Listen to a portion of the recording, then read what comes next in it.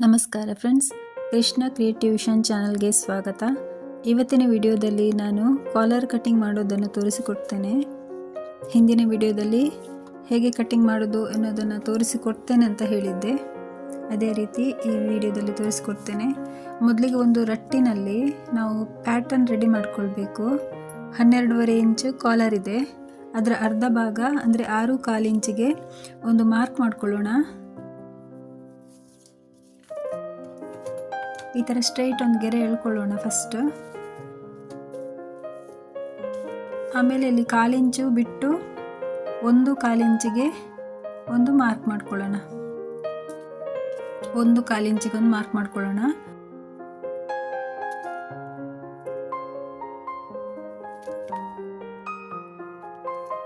ಇಲ್ಲಿ 2 ಇಂಚಷ್ಟು ಮಾರ್ಕ್ ಮಾಡ್ಕೊಳ್ಳೋಣ. 2 ಇಂಚು ಲೆಂತ್ಗೆ ಮಾರ್ಕ್ ಮಾಡ್ಕೊಳ್ಬೇಕು.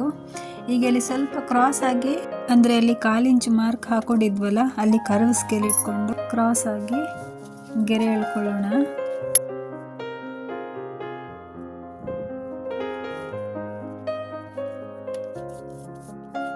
ಇಲ್ಲೂ ಕೂಡ ಕರ್ವ್ ಶೇಪಲ್ಲಿ ಗೆರೆ ಎಳ್ಕೊಳ್ಳೋಣ. ಇಲ್ಲಿ 1/4 ಇಂಚಷ್ಟು ಹೊರಗಡೆ ತಕ್ಕೊಂಡು ಕ್ರಾಸ್ ಆಗಿ ಗೆರೆ ಎಳ್ಕೊಳ್ಳೋಣ. ಈಗ ಕಟಿಂಗ್ ಮಾಡ್ಕೊಳ್ತಿದ್ದೇನೆ.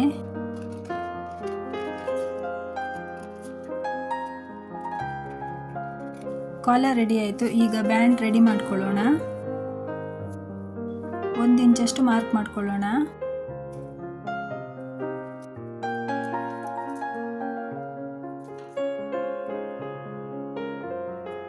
ಈ ಕಾಲರನ್ನು ಇಟ್ಕೊಂಡು ಅದು ಯಾವ ಥರ ಇದೆಯೋ ಅದೇ ರೀತಿ ಮಾರ್ಕ್ ಮಾಡ್ಕೊಳ್ಳೋಣ.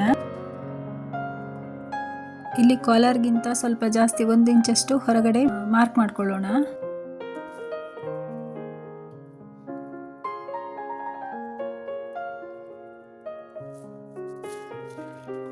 ಇಲ್ಲೊಂದು ಸ್ವಲ್ಪ ಈ ಥರ ಶೇಪ್ ಹಾಕ್ಕೊಂಡು ಗೆರೆ ಹಾಕೊಳ್ಳೋಣ. ಈ ಥರ ಇಲ್ಲಿ ರೌಂಡ್ ಶೇಪ್ ಬೇಕಾದರೂ ಹಾಕ್ಕೊಳ್ಬೋದು, ಇಲ್ಲ ಸ್ಕ್ವೇರ್ ಆಗಿ ಇಟ್ಕೊಳ್ಬೋದು. ನಾನಿಲ್ಲಿ ಸ್ವಲ್ಪ ಕ್ರಾಸ್ ಆಗಿ ಗೆರೆ ಎಳ್ಕೊಂಡೆ, ರೌಂಡ್ ಶೇಪ್ ಇಡ್ತೇನೆ ಅಂತ ಅಂದ್ಕೊಂಡೆ. 2 ರೀತಿಯೂ ಮಾಡ್ಕೊಳ್ಬೋದು.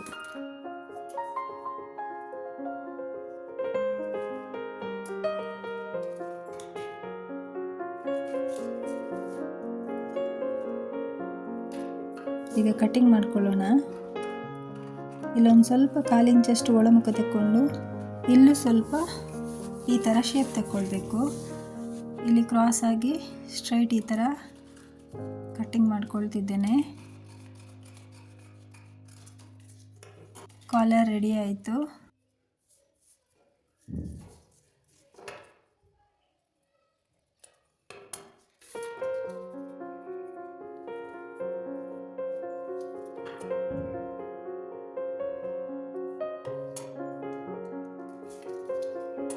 ಕ್ಯಾನ್ವಾಸನ್ನು ಡಬಲ್ ಫೋಲ್ಡ್ ಮಾಡಿ ಇಟ್ಕೊಳ್ಬೇಕು. ಈಗ ಕ್ಯಾನ್ವಾಸಲ್ಲಿ ಇದೇ ರೀತಿ ಪ್ಯಾಟರ್ನ್ ಇಟ್ಕೊಂಡು ಮಾರ್ಕ್ ಮಾಡ್ಕೊಳ್ಳೋಣ. ಇದು ರೆಡಿ ಕಾಲರ್ ಕೂಡ ಸಿಗ್ತದೆ ನಿಮಗೆ. ಅವೈಲೇಬಲ್ ಅಂದರೆ ರೆಡಿ ಕಾಲರ್ ಕೂಡ ತಗೊಳ್ಬೋದು.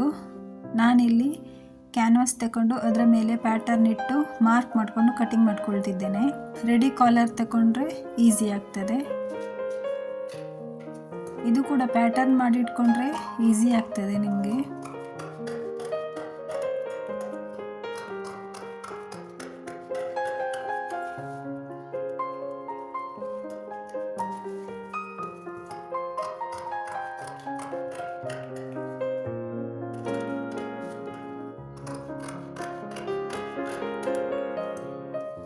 ಕಾಲರ್ ಕಟಿಂಗ್ ಆಯಿತು. ಈಗ ಇಲ್ಲಿ ತ್ರಿಕೋನ ಆಕೃತಿಯಲ್ಲಿ ಒಂದು ಕ್ಯಾನ್ವಾಸ್ ಪೀಸನ್ನು ಇಟ್ಕೊಳ್ತೇನೆ. ಅದು ಕಾಲರ್ನ ಮುಳ್ಳೆಗೆ ಹೀಗೆ ಇಟ್ಕೊಳ್ಬೇಕು. ಹೀಗೆ ಇಟ್ಕೊಂಡು ಐರನ್ ಮಾಡ್ಕೊಳ್ಬೇಕು. ಆಗ ಕಾಲರಿದ್ದು ಕೋನ ಸ್ವಲ್ಪ ಸ್ಟಿಫ್ ಆಗ್ತದೆ. ಆ ಕಾರಣಕ್ಕೋಸ್ಕರ ಈ ರೀತಿ ಕಟಿಂಗ್ ಮಾಡ್ಕೊಳ್ಳೋಣ. ಈಗ ಐರನ್ ಮಾಡ್ಕೊಳ್ಳೋಣ. ಪೀಸ್ನ ಒಳಭಾಗಕ್ಕೆ ಕ್ಯಾನ್ವಾಸನ್ನು ಇಟ್ಕೊಂಡು ಐರನ್ ಮಾಡ್ಕೊಳ್ಳುವಂಥದ್ದು.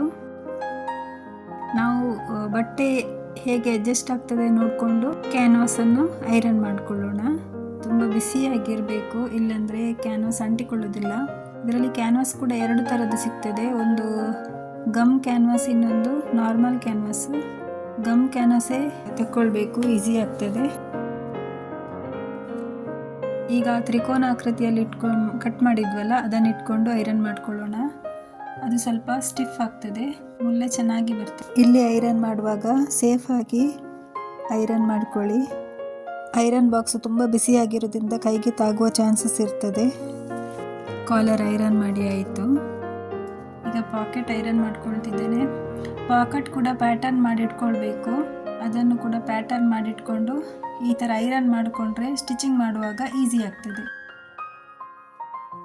ಕಾಲರ್ ಕಟ್ಟಿಂಗ್ ಮತ್ತು ಐರನ್ ಮಾಡೋದನ್ನು ತೋರಿಸಿಕೊಟ್ಟಿದ್ದೇನೆ, ನೋಡಿದ್ರಲ್ಲ ಫ್ರೆಂಡ್ಸ್. ವಿಡಿಯೋ ಇಷ್ಟವಾದರೆ ಲೈಕ್ ಮಾಡಿ, ಶೇರ್ ಮಾಡಿ, ಕಮೆಂಟ್ ಮಾಡಿ, ಸಬ್ಸ್ಕ್ರೈಬ್ ಮಾಡೋದನ್ನು ಮರಿಬೇಡಿ. ಧನ್ಯವಾದಗಳು ಫ್ರೆಂಡ್ಸ್.